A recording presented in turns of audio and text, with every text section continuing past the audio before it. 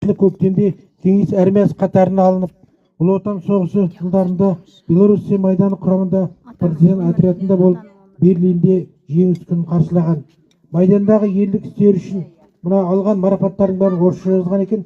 За победу над Германией в Великой Отечественной войне, 40 лет победы в Великой Отечественной войне, 50 лет победы в Великой Отечественной войне, 70 лет вооруженных сил СССР медальдарымен марапатталды. 1900 соғыс аяқталғаннан кейін 1945 жылдың қыркүйек айынан 1946 жылдың қазан айына дейін Көбешев шахтасында жұмыс жасап, денсаулығына байланысты жұмыстан шығып, елге оралды. Соғысқа дейін Ворошилов атындағы жұмысшарда жұмыс жасаған жауынгер сол мекемеде 1957 жылдың наурыз айына дейін еңбек етті.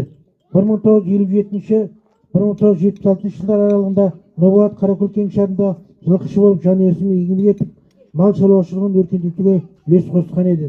Еңбек ардагері медалінің иегері. 1995 жылы Алланың бұйрығымен өмірден өтті. Міне атамыздың қысқаша өмірбаяны осындай.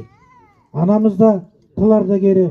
Мынау 1942 жылдың аяғында, 1943 жылдың басында Сталинградта болған шайқаста сол елді, сол қаланы қалпына келтіруде аянбай еңбек еткен аналарымыздың бірі. Сосын мынау темір жол салғанда да зембілме дейді. Зембіл деген мен ойлаймын, мынау материал қатты жыртылмайтын топырақ салып, жаңа арқасына іліп алады.